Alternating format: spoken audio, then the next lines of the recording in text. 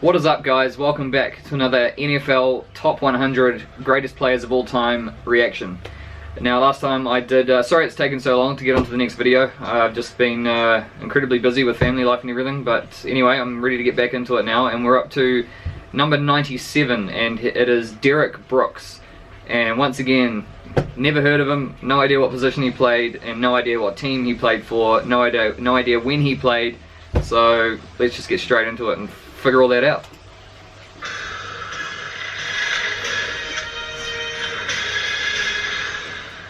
I remember challenging the defense. I said, hey, if you guys are so good, why don't you scoop it up and score? Why don't you intercept the ball and run it back for a touchdown? Let's score on defense. Good philosophy. Derek Brooks, he didn't just respond. You know, he stuck that back in my face is what he did, and I thank him for that. Nice. You know what? He played, okay, so I figured out he played for the Buccaneers.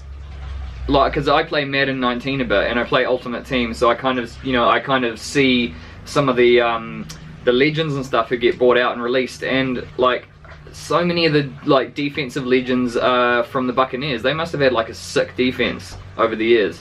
Like even the last guy, what was his name? Oh, I forget his name now. Selman? Somebody's Selman, I think. And anyway, yeah, he was like a really awesome defender who played for the Bucks, and like Rondé Barber, one of the latest legends who just got released in Madden. Everybody knew he was a bit undersized. 55. He found out quickly that size didn't matter. Linebacker. This guy had tremendous instincts. He will knock your head off. I don't care how big he is. Nice. That's the type of player you want. He was just a dominant player. Oh. Yeah, man. Boom. Oh. Oh, great player. You won't get up next time. Oh, you won't get up next time. Then there's fighting words. Oh, still going without his helmet. Yeah, boy. I don't think you can teach all the things that Derek Brooks had. Good morning, Captain. Now, he was the most coachable guy that I can ever remember being around. That's what you want as well. Get a lot out of this. A great football player. Great player with no ego. He gets the blood pumping. You get excited to be around guys like this. Humble leaders, man. Always the best.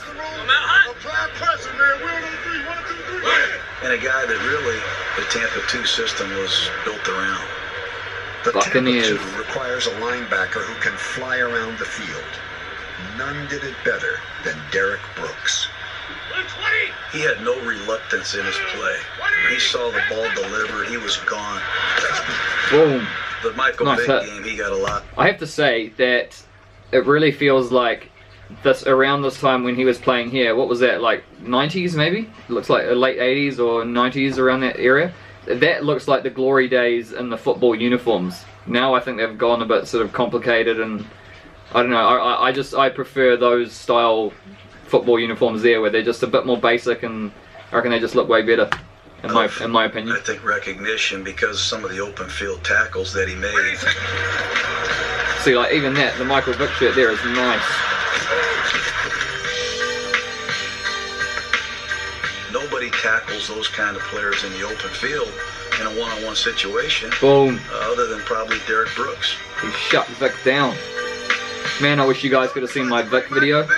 So gutted that got taken down.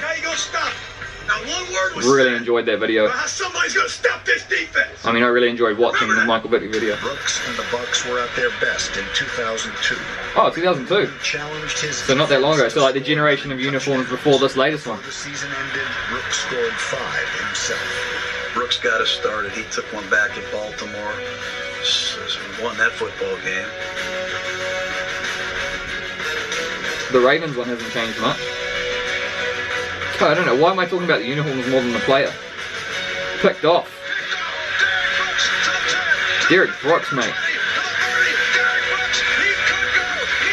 Oh, he got the lineman chasing a linebacker. It's not going to work. I wonder who like the fastest lineman that ever played was. In the regular season. Oh, nice tackle, man. See, if I was going to play every single tackle, I'd be looking to do that. You're so lucky, man. Why can't it be good? Why can't it be in the right place at the right time? But his best Yeah, man, you're not allowed to be that good. Buck's first trip to the Super Bowl. Dropping down, looking down, looking down. Those up in the head. Picked off, mate. Brooks, the beast. Was he just a buck Each other, I can just his whole career? remember being a vegetable. Hey, Derek. Nice one, bro. Did you get to a Super Bowl, man? You are the guy of the world, man. I love you, man. I love you. So proud of you, man. Get me, brother.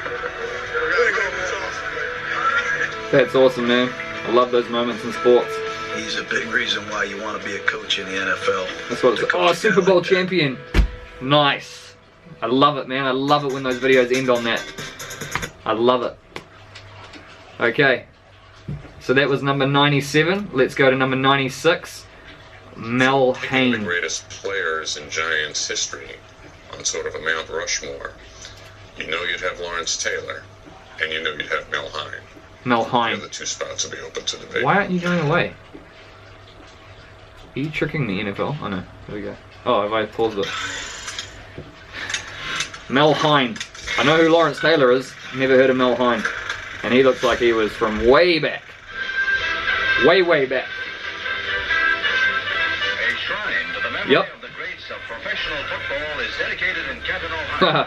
The Sick first graphics, man. Elections were in 1963 when the original electors of the Hall of Fame looked back over the first 43 years of NFL history.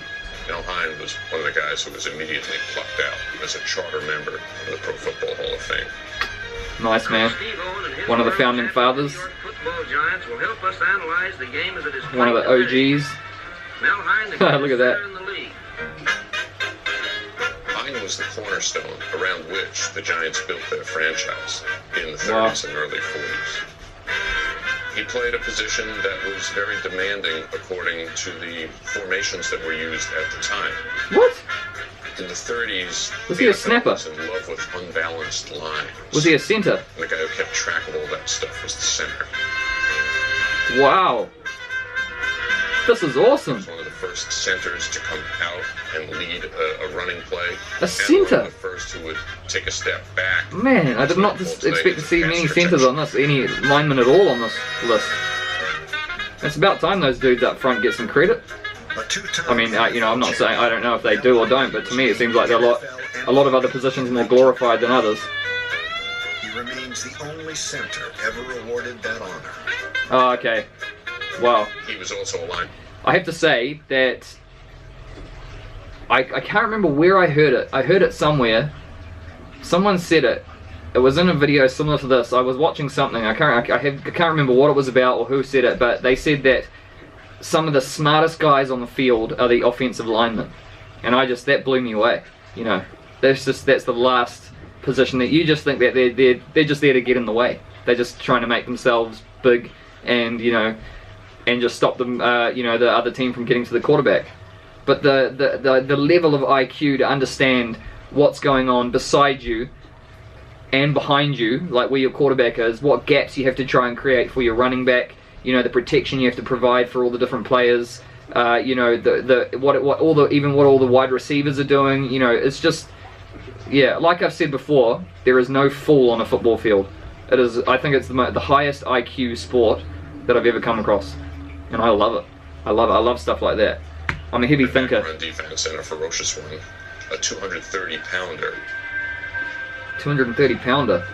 Mate, he does look big. He was a 60-minute man, known as old indestructible, even in his own time. Boom. As the former Giants Take a coach seat. Steve Owen liked to say, no man played more for the Giants, but needed to be coached less than Mel Hine. Boom. Now, we all Yeah, he looks like a beast, man. But it was more fun For that back in those days. I would have hated to have come out of a ball game and sit on the bench and watch him play. I didn't want to be on the bench. I want to be out there and see the action. Mel Hine Great tackling. is not as well known today as Red Grange was, or as Nagurski, or other great players of that era. Nagurski, I've heard of him. Man, that was a big fella that he had to bring In down. the era when pro football was all about toughness, Mel Hine stood out. Yeah, he's got a great tackling technique Very there. quality. Just all in the arms. Seriously, tackling is all about arms, man. I don't understand those people that go flying in for hits without their arms. Like, I remember a perfect example was the Minnesota Miracle. You know, where Stephon Diggs, I think he caught the ball, or maybe it was someone else. They caught the ball and they ran and got a touchdown like the last minute against the Saints. If you see that defender who went flying in and just tried to take him out with his like shoulders, if he just stood there and just like waited for him to catch the ball and then just gave him a bear hug and pulled him down, game over. Saints win. So, say of that what you will, but And that's why I've always appreciated a real players in the history of the league. good tackling technique. 95, Now, Larry Allen. Number 95 on the top 100 greatest players. Straight into it. Awesome. My mom and dad. Nice guy.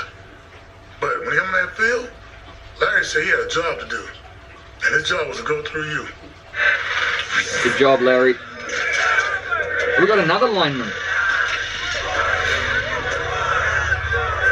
Larry bench press 682 pounds. What? The strongest man. I still remember that. 692 pounds. When a man Wow. can bench press 692 pounds, that man can launch you. He's got quick feet too. It's like going against a bear, man. I mean, Yeah. it's just Yeah. He's like a bear. Grab you, pick you up, and start laughing. And it's like going against a car. You're trying to stop him, you're just sliding. Oh hell! Oh man, that would just take all of your like mojo and all of your ego out of you, eh? Like to just be picked up by another dude and laughed at. Oh, that would be so hilarious. I mean, not if it happened to you, but you know, Linebacker. when you're trying to be this, you know, Just driving 20 yards. Not 5, not big 10, beastie player. 20 yards. And you go back in the huddle, that linebacker Oh, that'd be looking at you hilarious. going, Far, what he's am I got supposed one. to do? Do the best you can. Do the best you can. Everybody want to test themselves against Larry Allen. Come on. Bad man. Bad man. Bad man. In 1994, after 9 offensive linemen had already been drafted, Cowboys selected guard Larry Allen from Sonoma State. He would never be overlooked again. Wow. Allen protected Hall of Famer Troy Aikman and led the way for the NFL's all-time leading rusher, Emmitt Smith. Oh, look at that hole. Touchdown, Cowboys. You got a guy like Larry Allen in front of you? I guess I'm going to be seeing Emmitt Smith on this list then. All-time rusher. He was like a wall. I mean, like a stone. You couldn't move it. Nope. He was very patient. And he never made a lot of mistakes. He wasn't going to have guys just Oh, man. He's like, Larry Allen. if I'm going down, I'm taking someone with me. Oh, that never came to my mind. Bullet rushing Larry. No, he didn't bullet rush Larry.